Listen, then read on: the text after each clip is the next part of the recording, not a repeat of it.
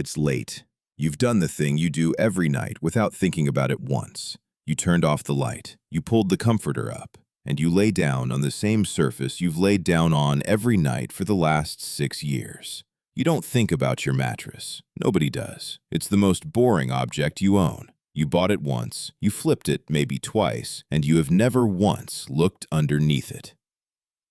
And for the next 8 hours, your face is going to be about 4 inches from it. You're going to breathe in and out roughly 4,000 times with your nose pressed into a surface you have never cleaned. Not once. Not in 6 years. You wake up with a blocked nose most mornings, a little cough that clears by 10, itchy eyes you blame on pollen or the dog or not enough sleep. It isn't the pollen. Here's the uncomfortable way to think about the thing you sleep on. Your mattress is not furniture. It's a warm, dark, humid, food-rich habitat, and it has residents. It has been quietly accumulating them since the day you brought it home, and it has been getting better at supporting them every single year. You didn't buy a bed. You built an ecosystem, and then you slept in it. And the numbers here are genuinely difficult to sit with. You shed skin constantly, roughly 1.5 grams of dead skin every day. Most of that comes off while you sleep, and it goes straight down into the mattress. That's the food supply. You also sweat. Even if you never wake up hot, the average adult loses somewhere around a pint of moisture a night through breathing and through skin. Some of that evaporates. A lot of it soaks down into the foam. That's the water supply. Warmth from your body, food, water, darkness. There is not a better set of growing conditions anywhere in your house, so here's what moves in. House dust mites, microscopic arachnids completely invisible to you that eat exactly the skin you shed. The American Lung Association and the EPA both list them among the most significant indoor allergen sources in the home. Estimates for a used mattress run from the tens of thousands into the millions of individual mites. But here's the part almost everyone gets wrong. The mites themselves aren't what's affecting you. It's their waste. Dust mite fecal pellets carry a protein that is one of the most common triggers for asthma and year-round allergic rhinitis documented anywhere in indoor air research. Each mite produces around 20 of those pellets a day for months. They're light, they're small enough to stay airborne for minutes, and every time you roll over or sit down or fluff your pillow, you put a cloud of them into the air directly in front of your face. Now think about who in your house is most exposed to this. It isn't you. It's whoever has the smallest lungs and spends the most hours in bed. A toddler sleeps 11 to 13 hours a day. Their face is pressed directly into the mattress for most of it. They breathe faster than you do, and their airways are a fraction of the diameter of yours. The same dose of allergen that gives you a stuffy morning is a materially different exposure for them.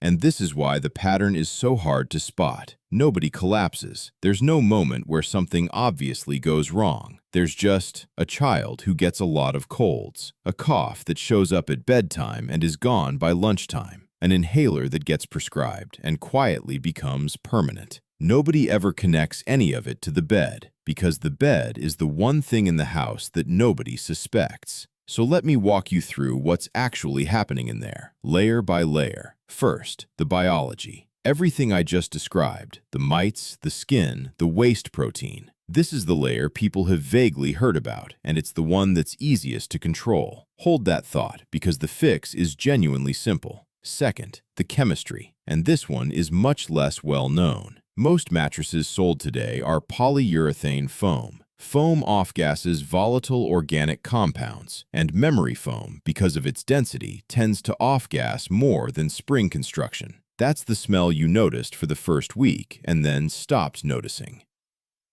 You stopped noticing it. It did not stop happening. And here's the mechanism that makes this matter more than it sounds. Off-gassing from foam increases with temperature. Your body is a 98.6-degree heat source lying directly on it for 8 hours. You are actively warming the material into releasing more of what it releases, and you're doing it under a comforter, which traps that air in a pocket right around your face. Recent peer-reviewed work looking specifically at children's mattresses found measurable concentrations of plasticizers and flame-retardant compounds in the air immediately above the sleep surface, rising as the surface warmed to body temperature. Not in the room generally, in the few inches where the child's face actually is. Third, the moisture underneath. And this is the layer nobody ever sees. All that sweat has to go somewhere, and it moves downward. If your mattress sits flat on a solid platform base or directly on the floor, no slats, no airflow, that moisture reaches the underside and it has no way to evaporate. Lift a mattress off a solid base that's been undisturbed for a few years, and you will sometimes find black spotting on the underside. That's mold, growing in the dark, 6 inches beneath where you breathe, and because it's on the bottom face, you can own it for years and never once know it's there. Let's put an actual number on this. You will spend roughly a third of your life in bed, over 26 years, which is about the span in which most people own 3 or 4 mattresses. That comes to somewhere near 77,000 hours of continuous, close-range, zero-ventilation contact with a single surface. Compare that to anything else you worry about in your home. You will spend more time with your face on that mattress than you'll spend at work, in your car, and in your kitchen, combined.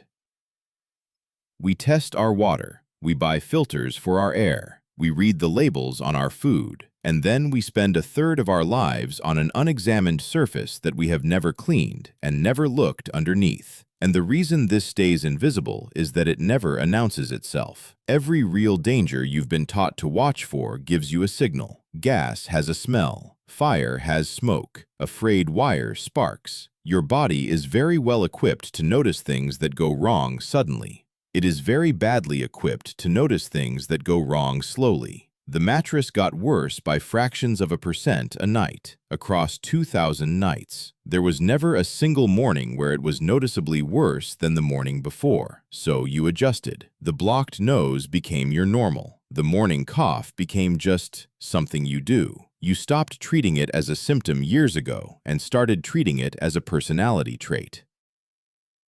That's the quiet danger, not that it's hidden, that it arrived slowly enough that you agreed to it. So here's what actually works, and it's less than you'd think. 1. Get a zippered, allergen-proof encasement, not a mattress topper, a full encasement that seals on all 6 sides. This is the single highest impact thing on this list. It puts a physical barrier between you and everything already in there, and it's the one intervention consistently backed by allergy research. 2. Wash your bedding weekly. Hot, 140 degrees Fahrenheit or above. Warm water doesn't do it. The temperature is the active ingredient. 3. Get air underneath it. A slatted base, not solid. And if your mattress is on a platform or on the floor, stand it up against a wall for a few hours once a month and let the underside dry out. 4. Drop your bedroom humidity below 50%. Dust mites cannot drink. They absorb moisture straight out of the air. Below 50% relative humidity, the population cannot sustain itself. A hygrometer costs less than lunch. And 5. When you buy your next one, unwrap it and leave it in a ventilated room for at least 48 hours before you sleep on it. The heaviest off-gassing happens in the first few days. Let it happen without your face in it. That's it. An encasement, hot washes, airflow, and dry air. Maybe $50 and one afternoon against 26 years of exposure. Here's the line I want you to take out of this video. The things in your home that hurt you aren't the ones that look dangerous. They're the ones you stopped looking at. You have walked past this one every single night. Go look under it this weekend. If this was useful, hit subscribe. We do one of these every week, and the fan video is on screen now. Because if you sleep with one running, you're going to want to see that one next.